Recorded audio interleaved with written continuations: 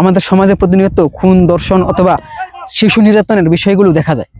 এই শিশু নির্যাতন অথবা নারী নির্যাতনের মূল কারণগুলো কি?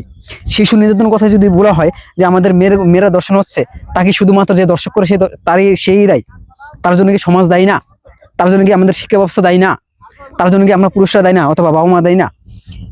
এই দোষের ভিতরে কাউকে বাদ দেওয়া যাবে না আমি মনে করি। এখানে যদি আমি কথা বলতে যাই, দেখেন একটা বাচ্চা যখনই আমাদের সোশ্যাল মিডিয়া থাকে, আজকে প্রতিটা বাচ্চা ছোট থেকে বড় তারা সকলে ফোনের প্রতি ভক্ত হয়।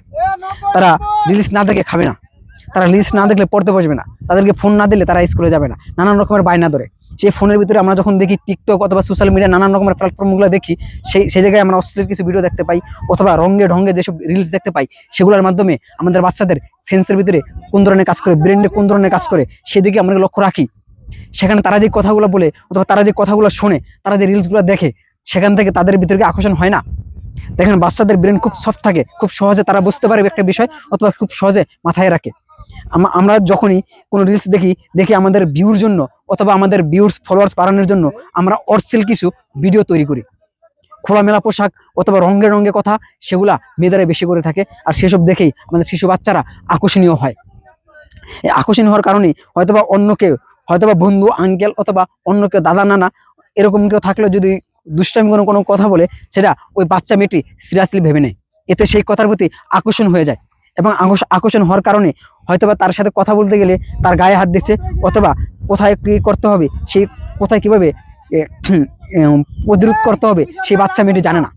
সে না জানার কারণে সেই মেয়েটি তার অনায়াসে তার শরীরকে ঢেলে দিচ্ছে একটি যৌনতার চাহিদার দিকে। সে নিজেও জানে না সে নিজে একটি ক্ষত হতে চলছে, সে নিজেও জানে না একটি ধ্বংসের দিকে সে নিজেকে ঠেলে দিচ্ছে। তার মূল কারণ হচ্ছে, আমি মনে করি সর্বপ্রথম যদি দোষ দিই, সেটা হচ্ছে সোশ্যাল মিডিয়া। আর সোশ্যাল মিডিয়া যাওয়ার মূলত কারণ হচ্ছে, আমি মনে করি আমাদের শিক্ষা ব্যবস্থার ভিতরে সোশ্যাল মিডিয়া হিসাবে কোনো রকমের বাচ্চাদেরকে তেমন বিকল্প কিছু দেওয়া হয় না, অথবা কিভাবে তারা সোশ্যাল মিডিয়া থেকে বেঁচে থাকবে অথবা সোশ্যাল মিডিয়া থেকে কিভাবে দূরে থাকবে, সেই বিষয়গুলো নিয়ে আমাদের বাচ্চাদেরকে শিক্ষা দেওয়া হয় না। আমাদের বাচ্চাগুলো যদি আজকে বলি স্কুল কলেজ অথবা ভালো ভালো যেসব স্কুলগুলো থাকে, যেসব কেজি স্কুল বা অন্যান্য স্কুলগুলো থাকে, শিক্ষা প্রতিষ্ঠান, যে শিক্ষা বিজনেসগুলো থাকে, সেই শিক্ষা বিজনেসগুলোয় শুধুমাত্র গার্জিয়ান থেকে কিভাবে প্রতি মাসে 5 থেকে 10,000 অথবা এর চেয়ে অধিক টাকা নিবে, সেই বিষয়গুলাই আমরা দেখতে পাই। দেখেন আমরা যদি উন্নত বিশ্বের শিক্ষা ব্যবস্থাগুলো দেখতে পাই, সেখানে দেখতে পাই একটা বাচ্চা কিভাবে টয়লেটে গিয়ে টয়লেটে টিস্যু ব্যবহার করবে, সেই বিষয়গুলো শেখানো হয়। একটা বাচ্চা কিভাবে বাবা মার সাথে কথা বলবে, মুরব্বীদের সাথে কথা বলবে, রাস্তায় অচেনা মানুষের সাথে কথা বলবে এবং নিজেকে কোন সময় কিভাবে নিজেকে প্রতিরোধ গড়ে তুলবে, সেই জিনিসগুলা একটা স্কুলে শেখানো হয়। আমাদের বাংলাদেশের ঢাকা শহর উন্নত স্কুলগুলো অথবা যে টিচারগুলো থাকে, তাদের ভিতরে সেই শিক্ষাগুলো তেমন দেখা যায় না।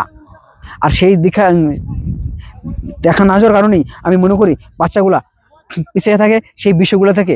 তারা আরো রিলস দেখে আকর্ষণ হয়ে ওই যৌনতার দিকে হেলে পড়ে।